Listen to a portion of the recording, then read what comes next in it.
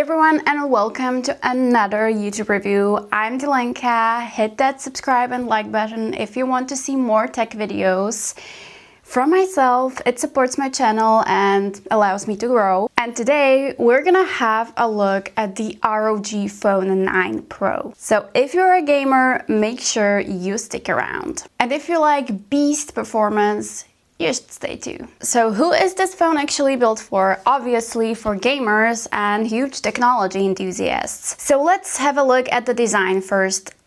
I can't really talk about how much the design has changed from the past year, from the predecessor, because honestly, looking at the device, I don't even know what has changed. And I'm trying to make these videos in a way that you actually experience what it is like to have a phone like this. And I'm telling you, am I impressed by the design? No, but it's elegant, it's sleek.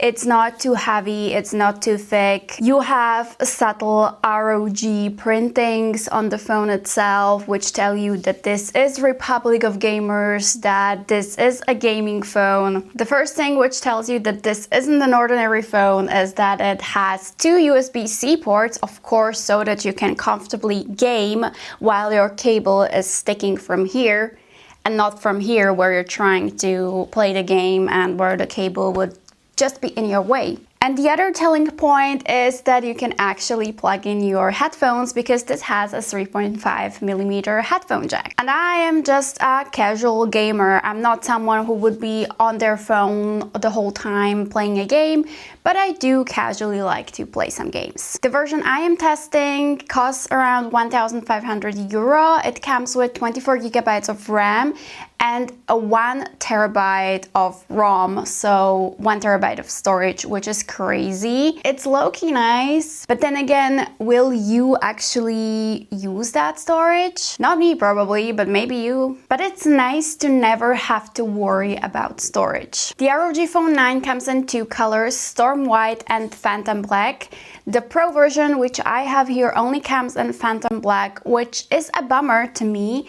I mean, I do have a black case PC, but I would certainly love to have a white one, and I see a bunch of boys actually have white setups, so I think they would also be kind of happy about the white version of this phone, or maybe not white, maybe another interesting color, not just pure black. I mean, yeah, it's nice, it's elegant, but it does not really drive me towards the phone, if it makes sense. Also, the camera placement and the camera design are a bit too sharp for me.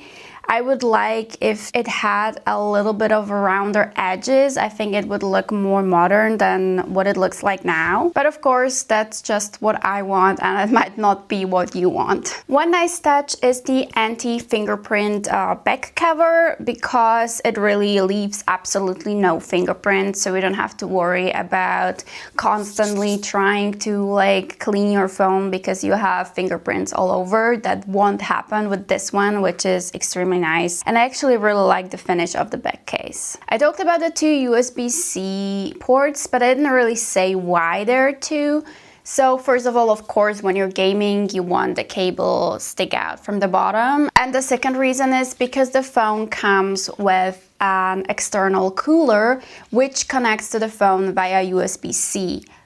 So that's why you need it, but don't worry, you have another USB-C on the cooler itself, and you also have a jack for your headphones. Overall, I like the feel and the look of the cooler. I think that it's a nice accessory to have. Obviously, when your phone is overheating, you don't want it to be all hot while you're holding it and gaming. You just plug in the Aeroactive cooler, and there you go, your phone will stay cool. With the cooler, of course, you get additional buttons for your gameplay, and now you can also hear what it sounds like when the fan is running.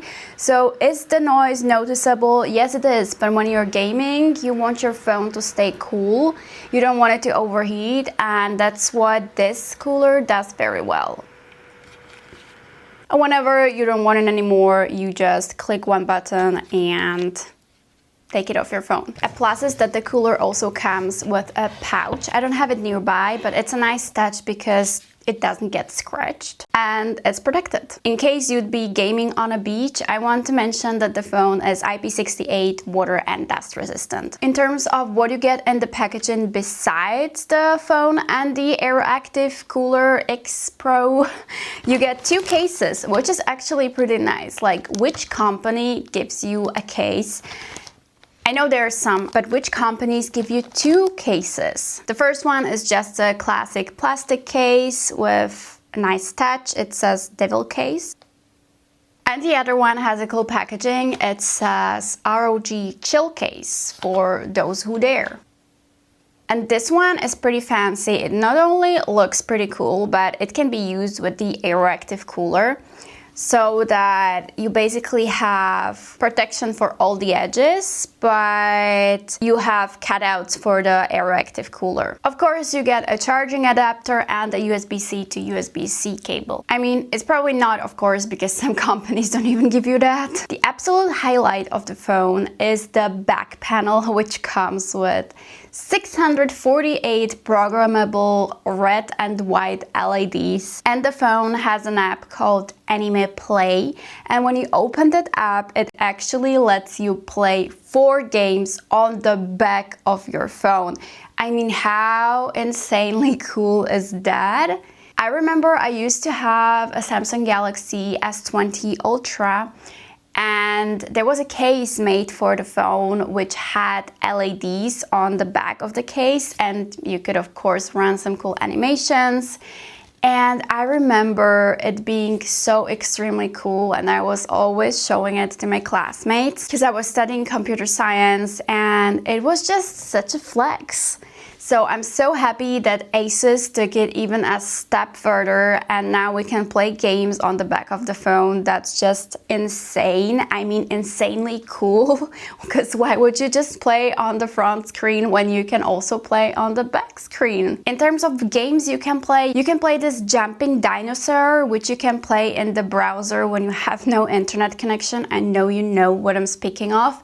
Then you can play a kind of like brick smasher, then you can play Snake, and also some sort of Space Invaders, which is so cool. The display itself is a 6.78-inch AMOLED display with a crazy 185 Hz refresh rate, which adapts to what you're doing. And you can also force the refresh rate in the settings, so if you're playing a game and it doesn't adapt the way you want, you can set it to max. And I mean, 185 Hz, the more the merrier. Max brightness goes to 2500 nits, so you can use the phone comfortably in direct sunlight.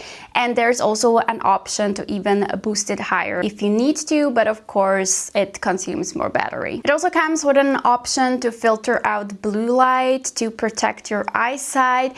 I have my thoughts on this, and I've never really seen some research backing this up, so I don't ever use blue light filtering unless I'm going to sleep, because that's when I don't actually want to have a look at blue light, because it makes me not want to fall asleep. But during the day I want to stay awake, so I'm definitely not filtering out blue light.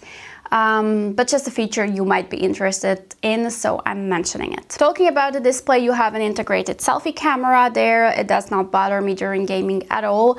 Plus, you have a fingerprint sensor, which is pretty quick and reliable. I'm not really someone who uses headphones while gaming, but I know many people do, and I want to talk about the speakers of this phone first. When you turn the phone on for the first time, it just gives you an impressive, immersive gaming experience. And I don't want to spoil it to someone who is actually gonna get this phone, so I'm not gonna talk about that much. But just remember, when you turn this phone on, you already start to play a game.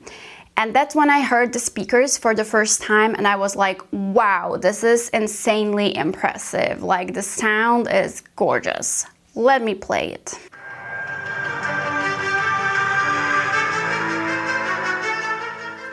So, a little bit of a spoiler, there is a mission you have to complete when you first turn on the phone, and you can actually replay the mission inside of Armory Crate, so Just something for you to remember in case you really like the mission, because it was nice. Talking about the processor, you get the Snapdragon 8 Elite with a 3nm process, and if you have a look at the Geekbench, Antutu and 3D Mark scores, you know that you bought an absolute performance beast, and you know you made the right decision. Regarding the operating system, the phone comes with Android 15 pre-installed, and you can choose whether you want to have the ASUS ROG optimized version or you want to stick to stock Android. If you choose the ROG optimized version, of course, you're gonna get some new ROG perks, and you're gonna get a really gaming-like theme, so sharp edged icons and a gaming look, a bunch of cool animations, sounds, and just the whole visual experience of a gaming phone. As we're talking about Android 15, of course, you get a few AI features, maybe a bunch of them. I don't know how many of them you will use. I don't think they're particularly important for gamers. There's a lot of features which have to do something with photography, so if you're trying to capture a moving object, it helps you make a nice photo. There's also the feature to make an AI panorama, and there's also an X capture feature which actually captures the best moments of your gameplay, so it's like play of the game, and that's kind of nice. You can also purchase the ROG Phone game controller, which is basically a controller you can attach to your phone. This is not only specific for the ROG 9, so you can use this with your phone as well.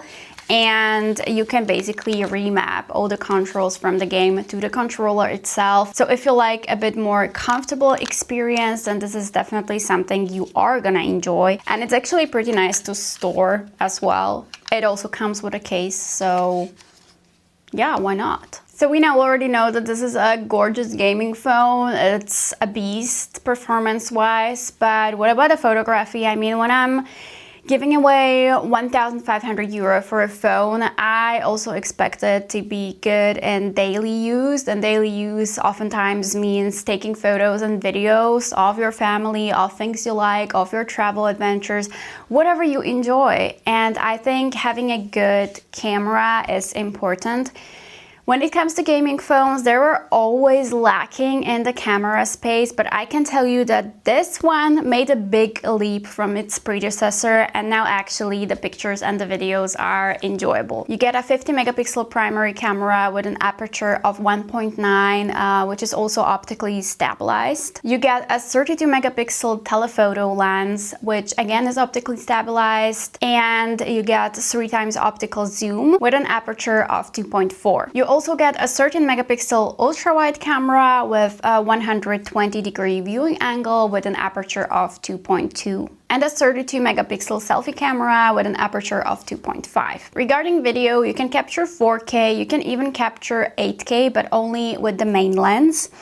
4K you can capture with the main lens and with the wide lens, but when it comes to telephoto, you're only able to capture full HD, which is a bummer, I think. But there you go. Now, when it comes to the quality of the resulting images and videos, you can still see that they're over sharpened. Maybe this is just something that bothers me personally. There's a lot of noise if you are in poor conditions, but you have to decide for yourself. You know the best how big of a photo and video enthusiast you are and how important this is for you.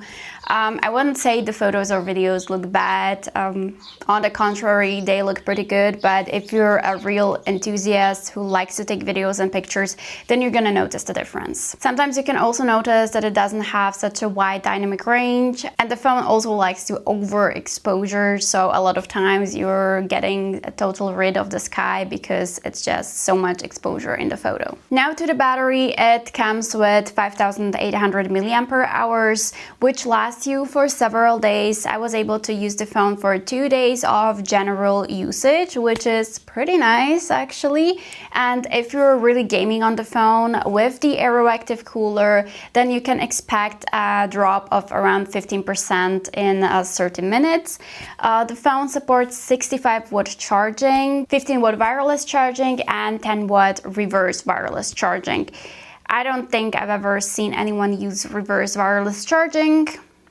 but it's nice to have. Maybe you use it, let me know in the comments. So these were my first impressions of the ROG Phone 9 Pro. Unfortunately, I can't test the phone for a longer period of time, but I hope I was able to give you some insights and maybe help you decide whether this phone is worth it for you. And if you like cool tech, my reviews, and well, my life as a software engineer, then I would be more than happy if you would hit the like button and subscribe to this channel so that we can see us again. Thanks a bunch for watching, and I really hope to see you next time. Bye!